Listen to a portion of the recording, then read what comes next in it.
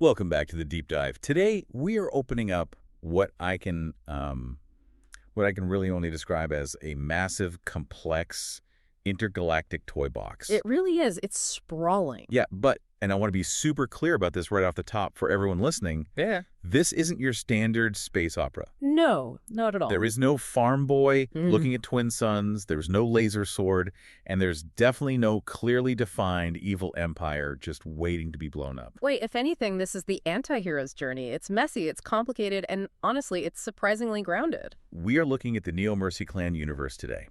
And the more I read through these materials, the more it felt less like a traditional narrative story and more like a physics engine for conflict. That is honestly the best way to frame it. It's like someone built this massive simulation, dropped in 100 different civilizations, gave them all completely conflicting survival strategies, and just hit play to see what would break. Exactly. It's a simulation of sociology and survival. We aren't looking at a narrative about heroes saving the princess. We are looking at a system designed from the ground up to generate inevitable friction. Right. It really just asks the question, what happens when biology, geography, and scarcity collide on a galactic scale? Okay, let's unpack this, because the scale here is immense, and I really don't want to lose anyone in the jargon right away. Sure.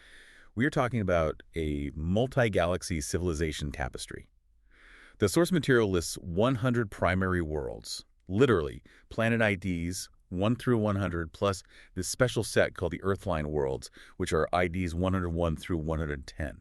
It is a wildly sprawling map. It is, and our mission for this deep dive is to really figure out the mechanics of that map. Yes. We need to look at how this universe uses geography, literally where you are located in space, and these things called aggression levels to make war essentially guaranteed. Which is fascinating. And then, of course, we have to talk about the entities that sit at the very top of the food chain, the ones that kind of keep this whole engine from overheating. I love that image. It's like a clockwork universe, but the gears are made out of armies and trade blockades. So let's start with the foundation. The source material has this fascinating phrase that says worlds are engines, not backdrops. Right. In most sci-fi, the ice planet is just a cool place for the characters to stand while they talk. What does it actually mean for the planet to be an engine here? It means the planet is the literal seed of the civilization's psychology. The fundamental rule here is a chain reaction. Ecology determines biology. Biology determines society. And then society determines technology. You absolutely cannot separate a species from the dirt they grew out of. Give us an example of that. How does that practically play out in this system? Okay, so imagine a world with extremely scarce water, but it has a very high mineral density. So desert world, basically. Right, a very rocky, dry world. That ecology creates a biology focused entirely on fluid retention. So maybe the species has thick hides, maybe they don't sweat, or their kidneys are hyper-efficient. Sure, biological survival. Exactly. But then that biology creates a society focused on rationing on strict hierarchy and extreme protectionism. Oh, I see. In that culture, spilling a glass of water isn't just a clumsy accident, it's a crime. Taking water isn't just theft, it's a theological sin. So their moral values are literally shaped by the rainfall. Precisely. And by the time that civilization reaches the space age, they aren't just generic aliens with bumps on their foreheads. Right. They're at a deeply ingrained culture where fluid exchange or oceanic trade is viewed with intense suspicion. Their technology focuses on purification and extraction, not aesthetics. Everything is gray, everything is recycled. So when they finally travel the stars and meet a water-rich planet like a tropical paradise, they don't just see a friendly neighbor. They see a fundamental offense to their way of life, or maybe a temptation they just can't resist. Exactly. And that creates conflict without anyone having to be the evil guy. They are just acting according to their ecological programming. Which brings us perfectly to the personalities of these civilizations. I was looking at your notes on the aggression and temperament scale, and it feels almost like behavioral physics. It really does. The universe categorizes these 100 worlds on a sort of dial. On one side, you have low aggression cultures. Now, for you listening, you might naturally think low aggression means peaceful pacifists who sing songs and hold hands. Yeah, that sounds like a great way to get conquered. Well, that's the thing, right? The sources suggest that assuming they are harmless is a very dangerous trap to fall into. Low aggression in this universe doesn't mean harmless at all. What does it mean then? It means they value stability ritual and very long time horizons. If you make them angry, they don't immediately shoot you. They use diplomacy. They set up incredibly complex trade embargoes. They use advanced defensive technology to just wall you off. So they play the long game. They're the ones who will quietly starve your economy for 50 years, rather than invade your planet on a Tuesday. Exactly. It's the difference between a monk and a sniper. Both can end you, but the method is wildly different. It's reluctant escalation, not true pacifism. Okay, and then on the other side of the dial, you have the high aggression cultures. Right. These societies value dominance and preemptive advantage. For them, force isn't a last resort. It is normalized policy. These are the ones we usually see in the movies, right? The big sprawling empires. Yeah, they use raids, coercion, Yeah. rapid militarization. Their underlying logic is basically, if you might be a threat to me 10 years from now, I have a moral obligation to destroy you today. It's interesting because this keeps the storytelling so consistent. Yeah. You know that a high aggression culture from a resource-poor world is going to act very differently than a low aggression culture from a garden world. It is predictable, but in a very chaotic, volatile way. It creates lanes of behavior. And speaking of lanes, we have to look at the literal geography here. We aren't just floating in an empty void. The universe is divided into these named galaxies that function almost like neighborhoods in a massive city. Yes, the geography is crucial. I saw these names on the map. You have the Arcash Fringe and the Torsion Helix. Right, so those regions contain the early world's IDs 1 through 20, roughly. Think of them as the older, perhaps more established, or in some specific cases, the more rugged frontier zones. Depending on their specific history. Exactly. And then as you move out, you get into the Sable Cross and the Nova Chain for the midworlds. And then the later worlds are in regions like the Eon Trestle and the Iridium Braid. What's really fascinating here is that these geographic regions function as natural trade blocks. Because they're physically close to each other. Yes. If you are in the Sable Cross, you are naturally going to trade with and subsequently fight with your neighbors in the Nova Chain. It creates these massive intelligence theaters. Espionage naturally follows the commerce lanes. So geography really is destiny here. Where you are on the map strictly determines who your friends are, and more importantly, who your enemies are. You can't just declare war on someone entirely across the universe. You have to deal with the people in your own backyard. It creates constraints. And in this system, constraints are exactly what drive conflict. If everyone could just warp anywhere instantly for free, there would be significantly less friction. But here, you have to travel the lanes. Which segues perfectly into the actual mechanics of war.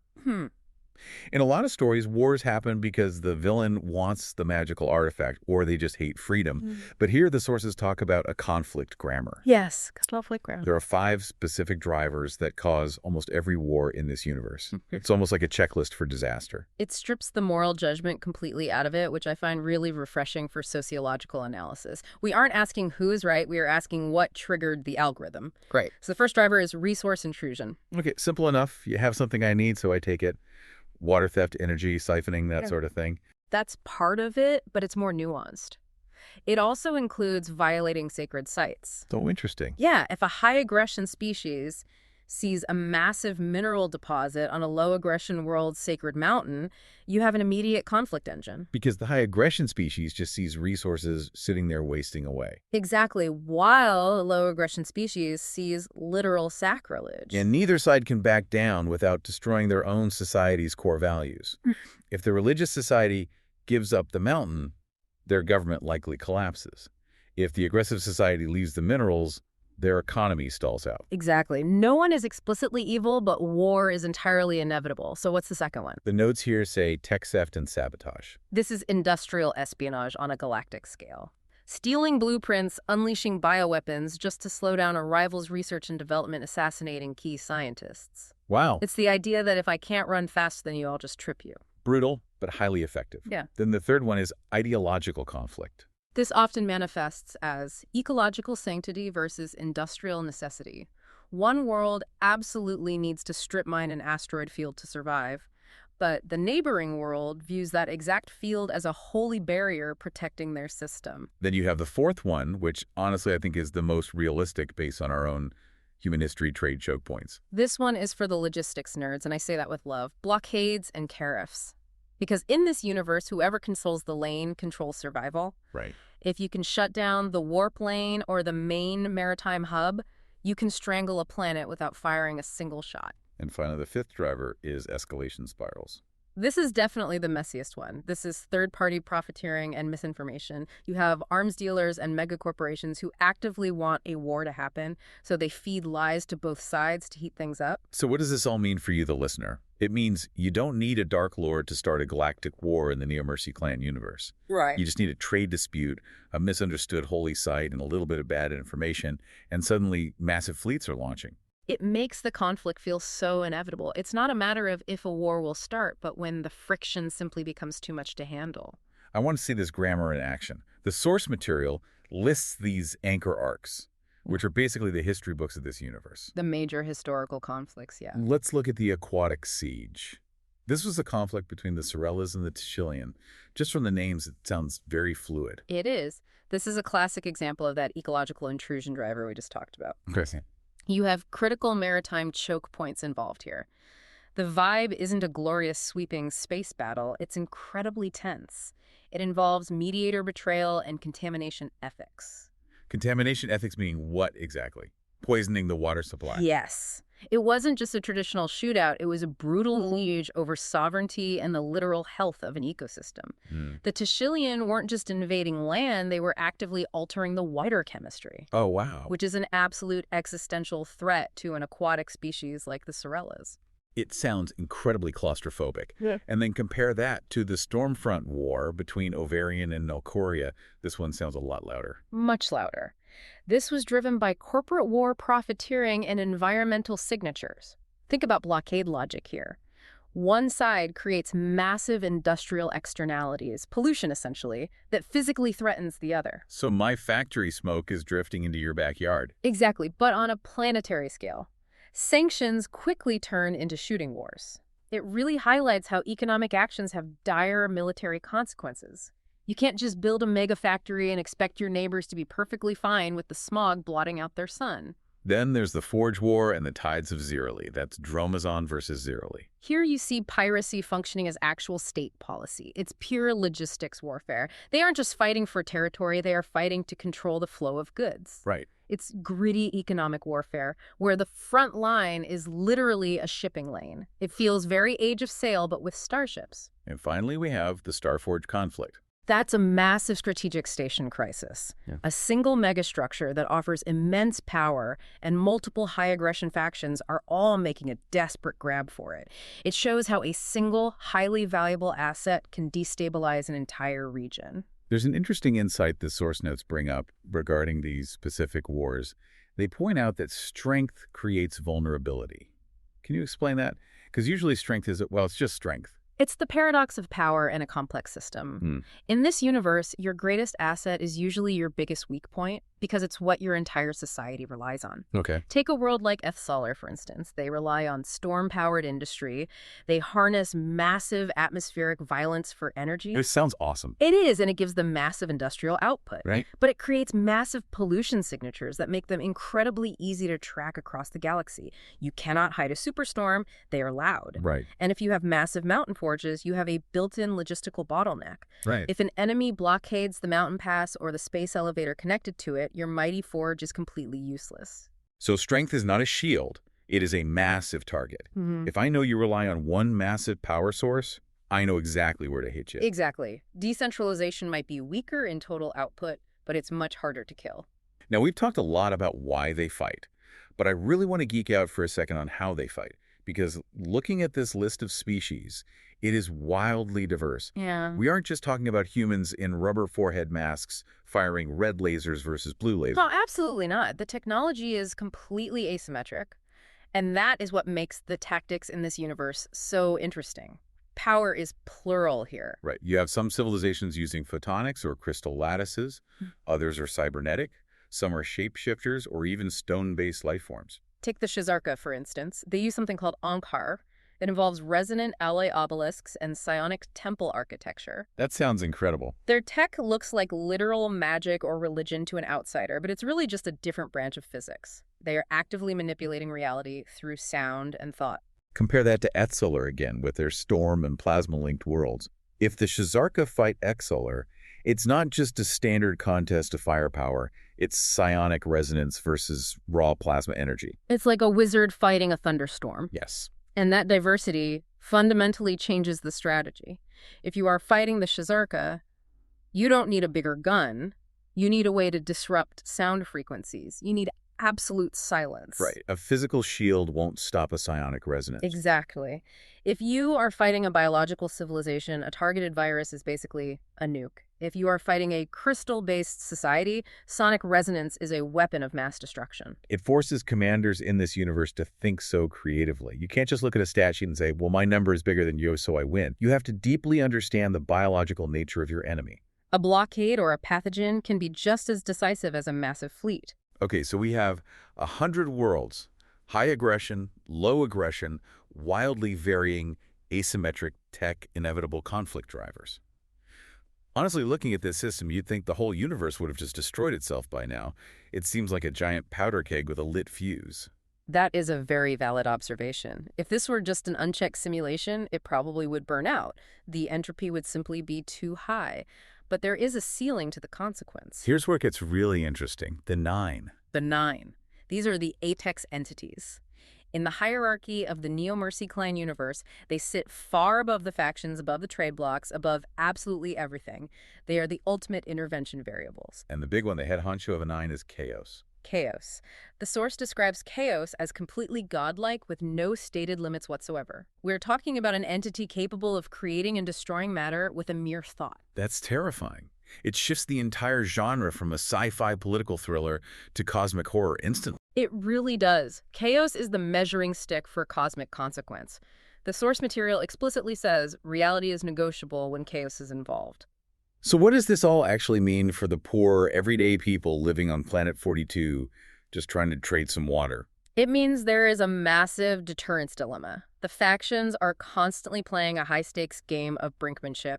They desperately want to win their wars, but they are absolutely terrified of escalating things too far. Because if they do? Because if a conflict becomes too loud, too destructive, or threatens the actual fabric of the galaxy too much, it might attract the attention of the 9. And you do not want chaos to look at you? Usually no. Being noticed by a literal god in this universe is rarely a good thing. The 9 basically decide if a war is just a regional tragedy, which is allowed, it's an expected part of the simulation, or if it has gone too far and becomes a candidate for a full civilization reset. They're the only thing keeping the physics engine from overheating and melting the server, so to speak. It adds this incredible layer of dread to the politics. You can conquer your neighbor, sure, but if you use a weapon that cracks the planet in half, the referee steps in. And the referee is a god who can literally delete you from existence. It's a brilliant narrative tool because it forces restraint on these high-aggression cultures. It forces leaders to make very hard choices about exactly how far they're willing to go. Do I fire the superweapon and risk summoning chaos, or do I just lose the war? That is a fascinating dilemma. This has been an incredible tour. Just to briefly recap for you listening, the NeoMercy Clan universe is a massive, complex machine. You've got over 100 worlds where biology and scarcity drive inevitable conflict. Right. You've got the grammar of war resources, tech ideology, just constantly pushing everyone into battle. Yeah. And the only thing capping the violence is the terrifying godlike power of the 9. And remember, amidst all those alien names like Tashilian and Dromazon, there is that Earthline connection we mentioned. Right. We brought that up right at the start. Planet IDs 101 through 110. Earth is right there at 101. It is part of this exact same system. Which naturally raises the most provocative question for us to leave you with today. If this entire universe is a test of survival strategies, a grand simulation of sociology, where does our Earth fit on that aggression scale? Ooh, that is the question. Are we a low-aggression society that truly values ritual patience and long-term stability? Or are we a high-aggression society that prioritizes dominance, resource extraction, and preemptive strikes? I feel like I know the answer to that, and I'm not sure I like it. And perhaps most chillingly of all, if chaos were to look down at our human history, at all of our conflicts, what would that entity actually think of us? Would we be viewed as a mere regional tragedy or a prime candidate for a reset? Wow. I think I'm going to be staring at the ceiling thinking about that one tonight. That gives me chills. Thank you so much for walking us through this incredible setting. My pleasure. It is a truly fascinating world to explore. And thank you to everyone listening. Keep exploring, keep asking questions, and we will see you on the next deep dive.